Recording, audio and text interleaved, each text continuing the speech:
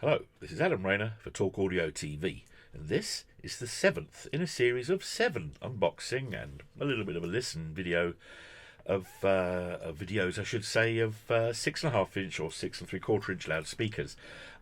Fact is, they started at about 40 quid, and these are now at the heady heights of here. This is £430 worth of loudspeakers, less a penny. Now, the interesting thing is that the last 3 sets, the really expensive ones, have all been from JL Audio. These are the C5-650X. Now, the previous set, the C3s, I was astonished by. They were exactly £100 less than this, at £330 less a penny. They had off-board passive crossovers, as do these. That set you could assemble as components or coaxials. This set, at £430, that's for my American viewers, pushing the thick end of $600 odd, or it would have been with the. They're expensive speakers. I have to check what they actually are. That's not very well prepared of me, what they are in the US, because we have to pay to import them to the UK, and that costs money. Oddly, though, they've been made in West Germany by Kurt Müller and company, who JL Audio obviously are most impressed with, and they're bragging about it. They're going, these are flipping well-made bits of kit. This is just one of my favourite things in all of loudspeakerdom, is how when you get a set of JLs, this is being copied by other people, but when you get a set of JL Audio product, here we go, let's just see if I can actually work out what the heck's going on and not shadow myself, and then hold it long enough for you to focus. Come on, autofocus. Sure I can see them. There's beautiful badges, which you put on finally after the install is over. And well, let's have a little look what's inside. It's the same polystyrene top. Oh. I should have rigged it up with some lamps. These have obviously been looked at before, but in the space where tweeters would go in the polystyrene packing, there's nothing, because these are assembled as coaxials. I didn't finish my sentence. This is a set of coaxes, and quite expensive ones at 430 quid. And interestingly, well, let's see if I can just show you this. Get it in focus in a nice detaily sort of fashion. Get it in the middle of the picture. Okay. Now what we see here are coils, which are obviously the coppery coloured bits. Capacitor, which is that yellow tubey part, and a funny little bean thing there, look, next to the, it's on this side, next to that choke, as coils are sometimes called. And these white things, these white things are resistors.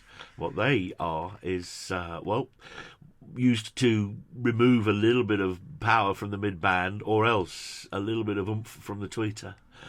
And they are all attenuations. There's one marked as a positive on there.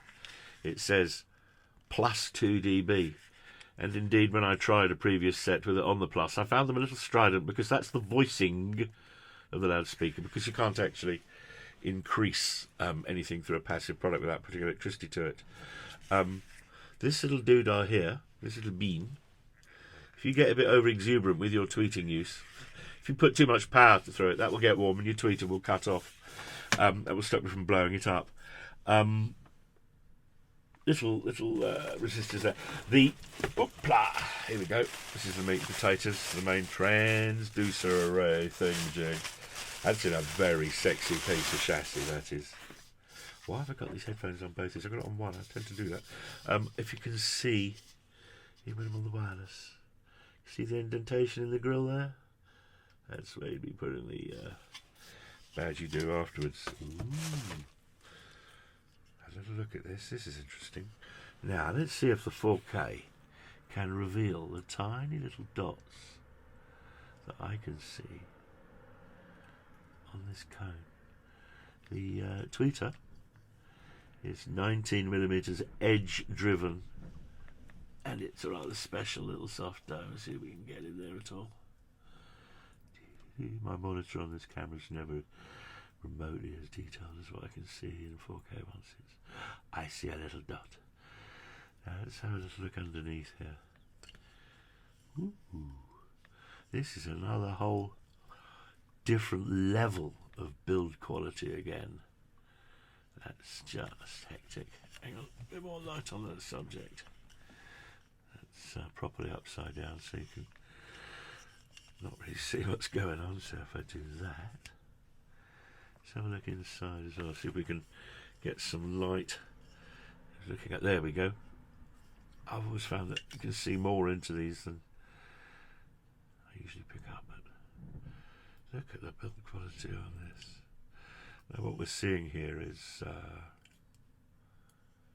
2 places to fix wires, if you can see that, and they're relatively moron proofed, and they supply you, or they do if you're getting the kit for the first time. I think this has been tested somewhere first. A little bag of blue crimps and so forth, which wouldn't be in here, but yes, so there's 2 sets like that, so it's looking pretty impressive. This passive says C5-650X-XO for crossover, so this is clearly designed especially and voiced specifically for this set of transducers, but it does look remarkably similar to the other speaker passive. Right, let's go and plug them in, and next time you'll see what I think of how they sound. In typical Rain of fashion, I've left something out and I've been factually incorrect. I referred to a little bag of parts without, said, oh, these have clearly been looked at, but they haven't. There is all the crimpy doos you can possibly need. For the ends of speaker cable, not supplied because you can use quality stuff of your own, that go on to the passives, to the individually sized, put them on the right bits of wire, ends, which are actually sized spade ends for the things, for the terminals we've just seen. And this, of course, is a proper card template, so that you can actually use it in your install instead of just being a bit you have to prize out of the box or print it on paper. So there we have it, C5-650X. Since I've come back to doing a bit more, actually bother to open up the manual here and its standard installation stuff, but let's just see what sort of power it's talking about. 25 to 150 watts RMS, and it says here plus or minus 3 dB up to 25 kilohertz. So Mr. Kurt Mueller has specified a very, very posh tweeter in there.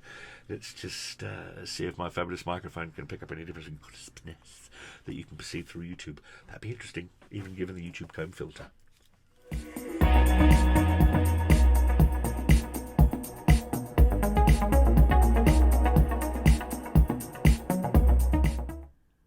So there we have it, the C5-650X from JL Audio. 430 quid less a penny. You can see the dots on the cone there where the product's been made by those super duper cone makers in West Germany. There's the chassis, it's cast. It's quite the most beautiful set of passive crossovers in there. And the real thing is in my opinion, you want to use this without any attenuation, and with the mid-band, on the tweeter that is, and with the mid-band presence set to maximum. They're quite the most breathtaking, amazing, state-of-the-art item. You can reach out and kiss Rebecca Pigeon while she's singing. Fabulous. This is Adam Rayner signing out for Talk Audio TV, having completed the 7th of 7 sets of 6.5, 6 3/4 inch loudspeakers, all from the same supplier.